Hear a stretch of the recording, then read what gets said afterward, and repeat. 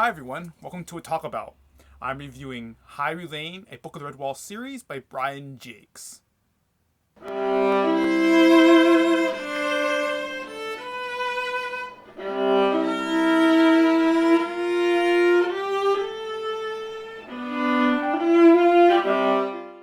This book is mainly about otters on Green Isle and their fight against a wildcat warlord, and the legend of the High Rhulain, a queen who's supposed to come back from legend and save them.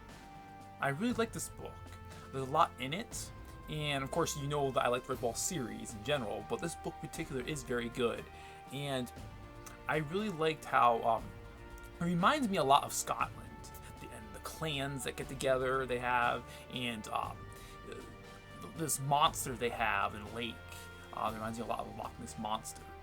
And I thought that it reminded me also a lot of Mossfeller, the second book of the Redwall series, with wildcats and the fortress that was in that one. This is like another reigning fortress of wildcats. And I thought the map was really cool, seeing more of the world of Redwall, Mossfeller, and beyond that into the ocean and this Green Isle.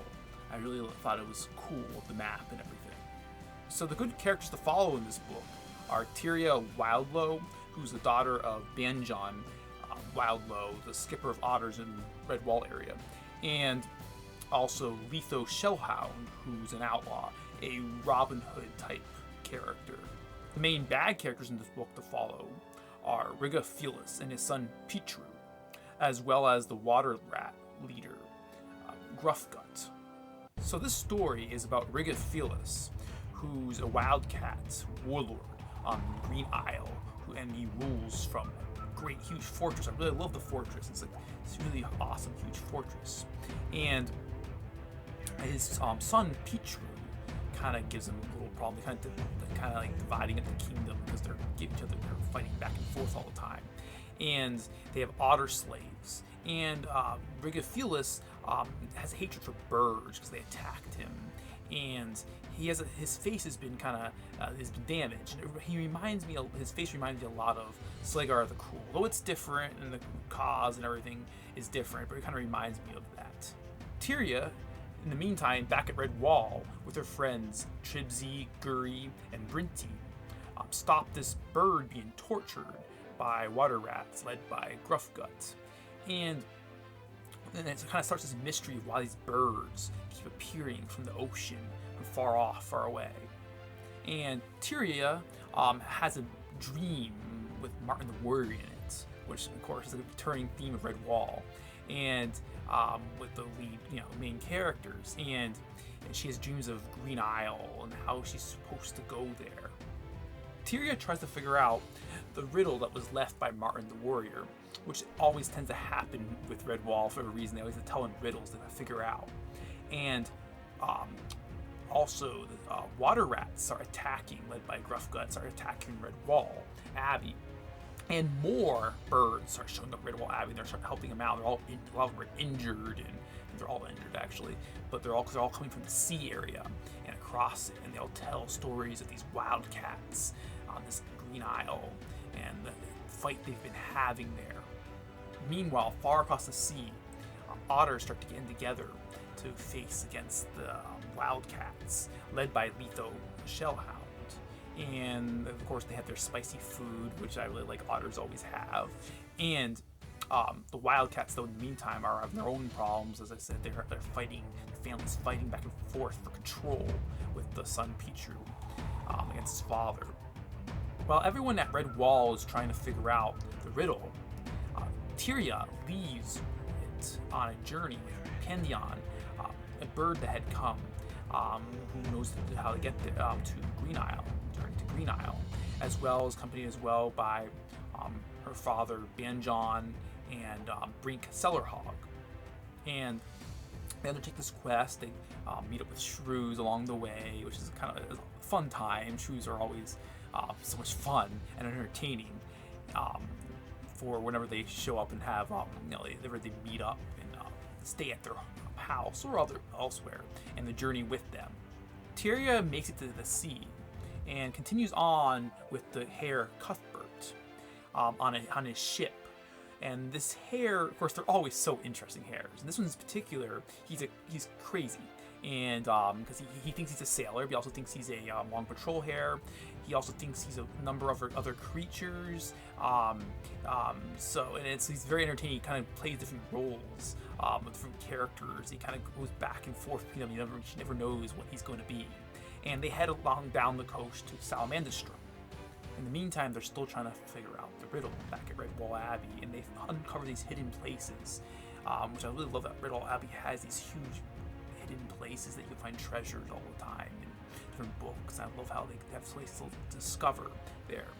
And Tyria, though, arrives at Sarabande meets the Lord Badger Lord there, and she ends up leaving with the whole patrol of on patrol hares, and heads off from the ship again out to sea, though, to Green Isle, where they face this big epic battle with otters and against the wildcat and the other cat's army, big cat army they have, and the two evil wildcat leaders. So the main characters in this book, of course, is Tyria Wildlow, who's an otter and kind of takes on her main role. Has to kind of take on this new main role and finding this Green Isle and where her destiny is. And of course, her father, Banjon, the skipper of otters, who's very much a warrior, and I think she gets her warrior spirit a lot from him. I think his thought process and everything, it seems like she gets a lot of it from him, and she's already a great warrior with a sling. And so I think she was a really cool character to have as follow as the main character. And of course, there's Leto Shellhound, the other one across the sea, a good guy named Otter, across the sea, who's an outlaw, and I really like that character. He's one of my favorites in this book. Just his leadership in trying to figure out how to face off this against the wildcats, the crazy wildcats. Before I go any further, I have to mention that Tyria has some friends from her childhood that she is very close to, who are pretty main side characters in this book, who are Tribsy the mole, Gurry the squirrel, and Brinty a mouse. And they have a lot to do with finding the riddle and the battle with Redwall. And I like how they have a very close companionship. And of course, though, Tyria goes off on a separate adventure. She has to her thing in life that she has to take on, while they help out at Redwall and help her out as well in another way. So I really like the family dynamic of the Wildcat leaders, with of course Rugu Felis, the father, the main character, the warlord Wildcat, and Lady Kaltag, his mate, as well as his son Pichu, mainly that son Pichu, who they had this fighting dynamic between each other because of the different events that happen throughout it, and it's really cool. It gets really annoying at sometimes, but it's like the author really creates these characters, this dynamic of this family fighting against each other, where the father's trying to take control and have power still as the warlord, but he knows his son Pichu is coming, and he's the one to take the throne possibly one day, and he's fighting against him, and he wants to basically get rid of his father and have his own reign there.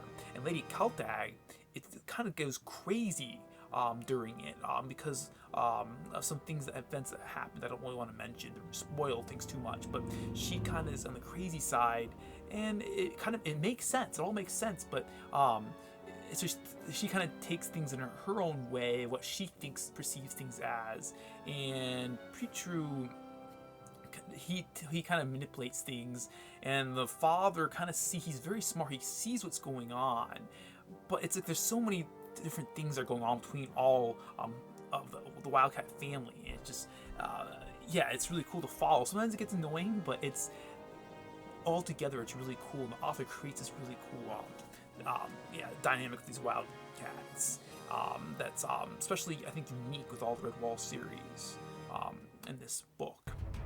And of course, there's other characters like Abbess Lycian and Old Quill. At Redwall Abbey, there's many characters there have their own plots going on. And of course, then there's Gruff Gut, the water rat leader, who It has its own.